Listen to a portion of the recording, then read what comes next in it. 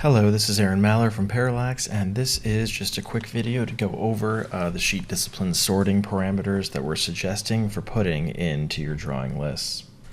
To start, you're looking at a sample drawing index, and this one of course uses the Parallax parameters instead of the ones that you're making in your office, but they'll do the same thing.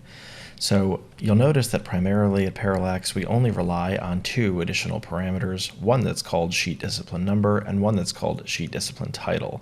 For now, we're going to avoid the one called sheet sort override, and we'll talk about that at the end as it pertains to what you're doing. The goal of sheet discipline number is that it has to start with an integer, because that's how we're going to get sheets like the architectural sheets to follow sheets like the general information, since we can't rely on sheet number because one starts with A and one starts with G. So these basically always have to have integers, such as O1 general information. Note that the general information portion doesn't actually have to be there, and you could just leave them as O1, O2, O3, and so on. The reason we do this with 0-1 general information is so we can make it easy for people to understand what goes in the two different columns. The only thing this column is doing is providing the header that we want to see in our drawing list above each section of sheet names. So you'll see here, for instance, that these three architectural sheets have no heading, and that's because just for the demo we've left it blank here. But you'll see if we fill in architecture, they then go to the portion that says architecture as a heading, or we could write whatever we want, and you'll see that whatever we want then becomes one of the headings. Now, just to show what this is going to look like when we're done, it's also important to mention that these three columns won't actually be shown in the final drawing list. So what we'll end up with is the headings for the sheet discipline title, but they're ordered based on the sheet discipline number. Then we're actually allowing, in the Parallax template at least, the regular sheet numbers to do the rest of the sorting. So you'll see here that we go sheet discipline number, then sheet discipline title, which is redundant, and then we sort by sheet number. Another option that you can do is you can put in your third parameter, which is your sheet sort override, and then sort by sheet number. Now in this particular file right now, nothing is going to change. But before we look at using this column, let's finish the rest of these sheets so that everything looks the way we're expecting. As an example, I'm going to give the rest of these all the architecture sheet discipline number, and I will also give them the architecture sheet discipline title so that they go into the correct grouping. We'll also change this one back, and you'll see that then it will move so that all of these sheets are in the same spot. Now, we always recommend that clients come up with their taxonomy or their naming and numbering standard such that the sheet numbers do the majority of the work for them. So it's very rare that we use this column at all, which is why our drawing index does not use it by default. This is basically just an additional column that will rely on alphabetical order using things like integers the same way that the sheet discipline number did.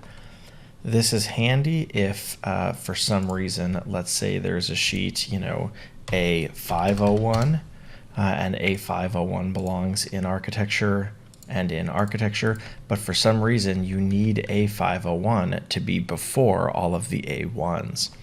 In this case, you can use what's called sheet sort override, and if we go back and look at it, there's a few different ways that you can do this.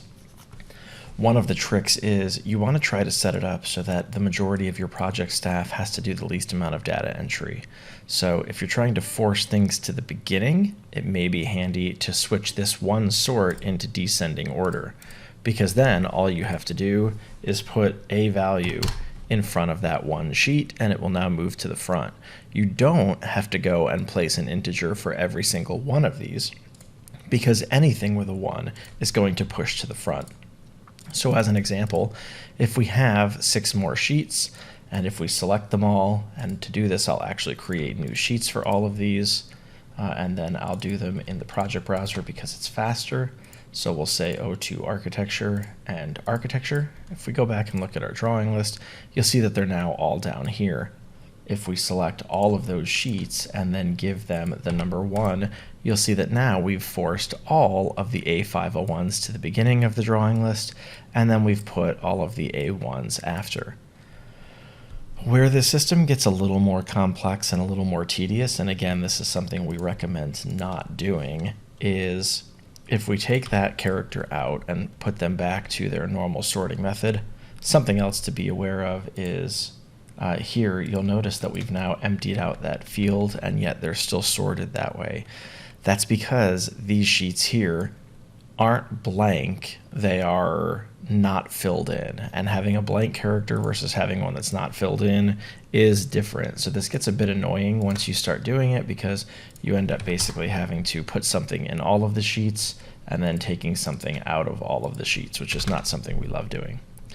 Now, having said that, it sounds like from what we were talking about, it may be a situation where we don't want the areas or the partial plans to be in a specific order. This is where, if you need to, you can start to look at doing things like, if that is set on ascending, then you can say, I would like this sheet to be first, and this sheet to be second, and this sheet to be third, and then this sheet to be fourth. So you can get custom orders for areas A, D, F, B, C, E, G, H, and so on. The downside is you will have to do this column for basically every single series of sheets in the entire set. That will go for the consultants as well. It does work perfectly fine. You can absolutely do it in Revit this way. If you have a Excel round trip tool such as the CTC spreadsheet link, it can help do this a little faster. But on the whole, you don't actually need any add-ins to do it. My issue with folks doing this in projects is you're relying on every single party on the project team to get this correct for every single series of plans. And if you have many series of plans like our template has, this can be an extremely tedious task. I would almost rather renumber the sheets so they go in sequential order versus go through and use the sheet sort override text. If that's the case, why do we have this in our template? Well, some of our, so what I'm going to do again is zero them out and then unzero them out. It's pretty common when we're working specifically with civil or maybe mechanical that they will have a sheet with a completely different prefix. So they may have an M series for mechanical, but they may have an MS or an MP sheet that's going at the front of the M series, and they don't want it to go at the back because it's their notes and their tables and whatnot.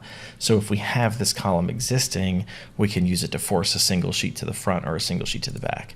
Having said that, if you're having to fill it in for every single sheet in the drawing set, I would rethink your organization system. Let me know if you don't get that to work or if it doesn't make any sense, and we can catch up after. Thanks.